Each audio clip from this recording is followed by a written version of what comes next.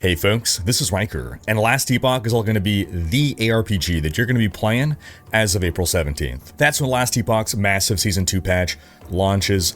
They released last year. They made a big splash in the genre. I ranked them in my top 5 ARPGs of all time. Things have been kind of quiet since then, but it's because they've been cooking. And we're currently in the midst of their hype week leading up to their Season 2 launch next week. Now, the dev sponsored me to make this video today, but this isn't a regular sponsored video. They didn't tell me what to say. They just said, check out the blog posts of what we're doing on Hype Week, give your honest thoughts. They didn't even ask to see the video ahead of time before I launched it. I would have covered this anyway in my Saturday news video. They're just sponsoring me to make a full video about it earlier in the week. So this video is going to cover day 1 and day 2 of Hype Week, and I'll have another video going out covering day 3 and day 4. In this video, we're going to cover the Woven faction and Monolith updates, as well as the rework to Sentinel and the new Heartseeker skill. So we'll start by talking about the Cemeteries and Tombs of the Erased, which are expansions on their endgame monolith system. As a reminder, as you're progressing through the endgame, different maps are called echoes. And in these echoes, you're going to have a chance to find new subzones called either Cemeteries or Tombs of the Erased. And these zones are going to be completely procedurally generated, which is new for Last Epoch, which adds extra replayability. Inside Tombs and Cemeteries, you're going to find cocoons with souls trapped inside.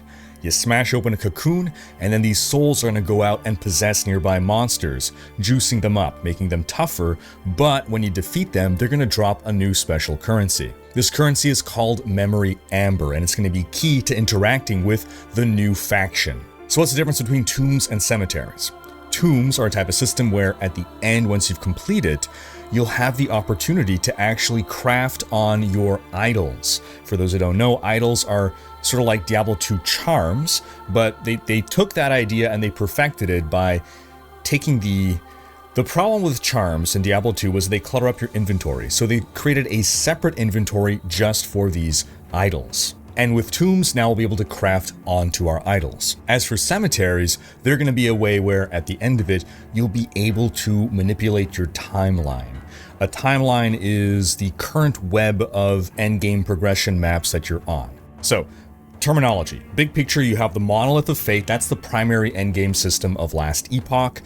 The monolith is separated into different timelines. A timeline, again, is a web of echoes, which are the maps. So as you're exploring a timeline, you're revealing new echoes. So Cemeteries are an opportunity to edit your timeline by swapping out certain echoes, certain maps, as we'll talk a bit more about soon. After you complete your first cemetery, that's when you're going to be introduced to the Woven faction. So the game has, over time, introduced factions, which are sort of reputation tracks that you can build up, earning different rewards, and you build up your reputation in a given faction by partaking in different activities.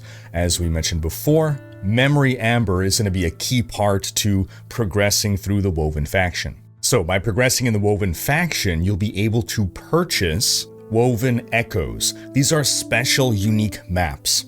And again, via Cemeteries, you're able to place them in your timeline so that you can then run them. Why do you want to run them? Well, they give special rewards at the end. They give you points that you can spend in your Weaver tree. And what the Weaver tree is a new skill tree where you'll be able to allocate ultimately 50 skill points into customizing your endgame timeline experience. So do you want to encounter more loot lizards or more exiled mages? You can customize, put in your skill points however you want. You can even enable target farming via this. Altogether, this is helping to build up Last Epoch's endgame into something even more robust that can give you a meaningful sense of progression as you're doing echo after echo after echo, feeling like you're making choices, like you have agency, like there is context to everything that you're doing. Now, these Woven Echoes, these unique maps, there's going to be 36 of them, and they are also a way to deterministically, well, chase after at least specific new unique items. Season 2 is also bringing a whole bunch of new Weaver's Will items. If you're unfamiliar with what those are, or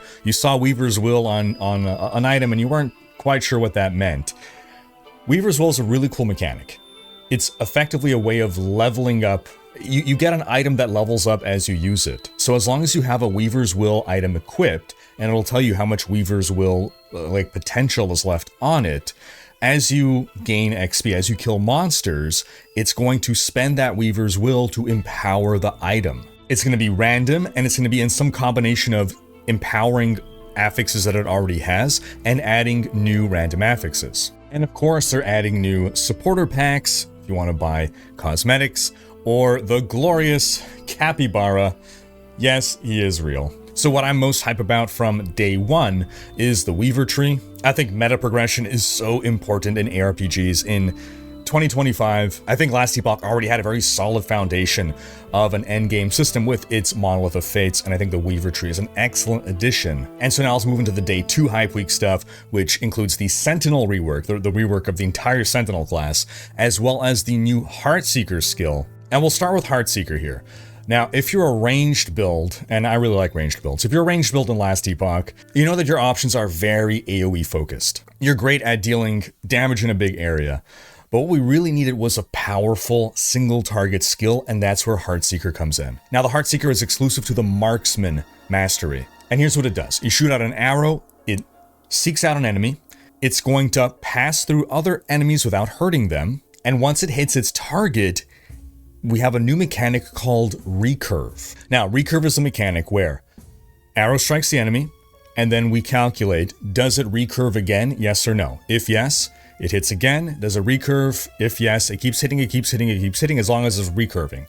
Now, how does it calculate whether it recurves again or not? The first time, it has a 100% chance to recurve, so you're guaranteed a second hit. Then every subsequent recurve calculation is multiplied by 0.8.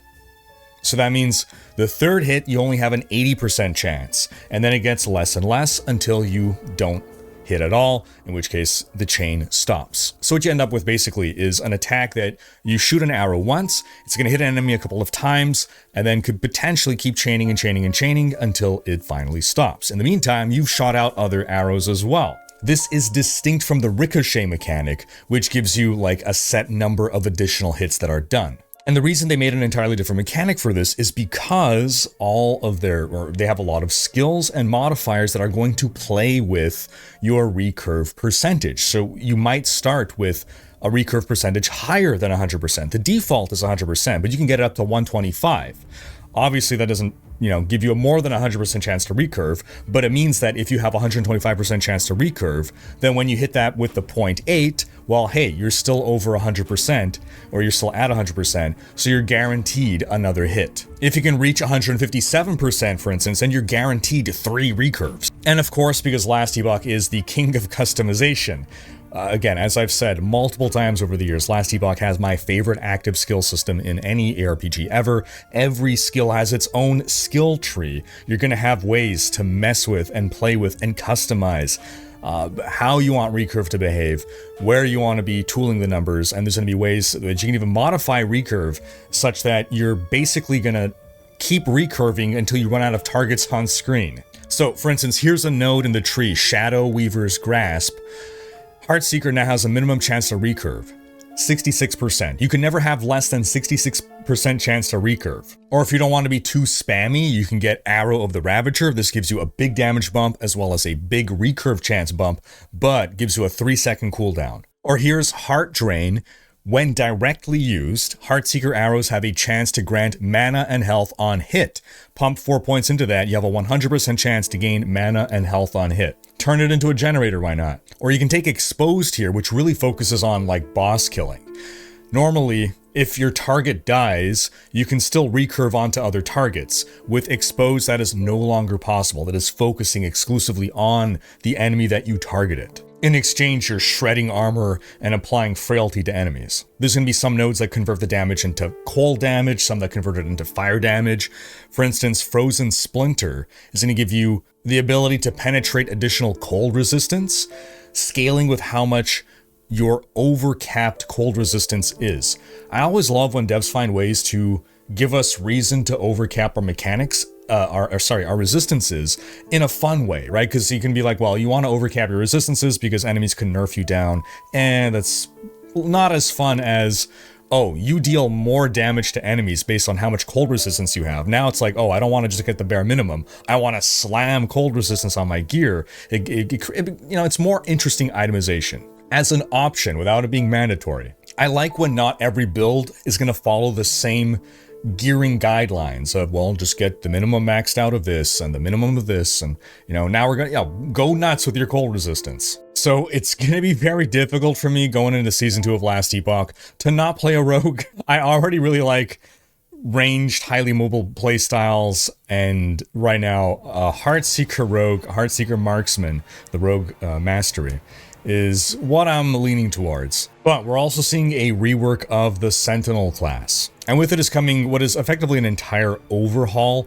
to the skill Volatile Reversal. Volatile Reversal was actually very popular, but the devs felt it was popular for the wrong reasons. They've been meaning to rework it for a long time, that it's very strong, but it's not fun. So they want to make it, fun. So now Volatile Reversal is a combo ability that jumps forward in time to a target location, performs a melee attack when you arrive, and then if you recast it within 3 seconds, you jump back in time to your original location and perform a melee attack on arrival. So you get to use it as an engage tool. And you don't have to teleport back if you don't want to. It's a nice little just teleport forward into enemies at the baseline. And hey, you can even take Future Focus to remove that reverso back into time and instead add a second jump forward. I can see this being a great traversal skill, just jumping through enemies. Now, Sigils of Hope was another skill that was a little problematic in that it was strong, but kind of annoying to use, so they're reworking it, they're renaming it to Symbols of Hope. It's not getting quite as extensive a change,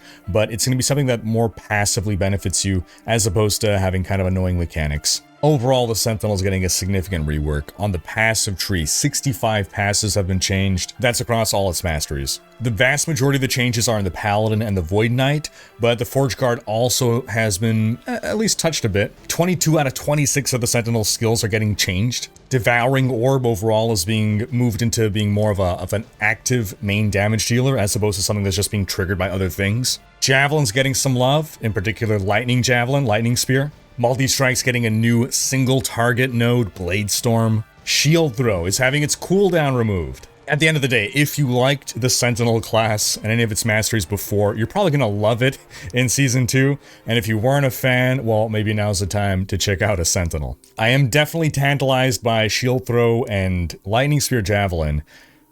Lightning Spear Javelin, since the D2 days, has been a fan favorite of mine, and so I'm always looking to recreate that fantasy.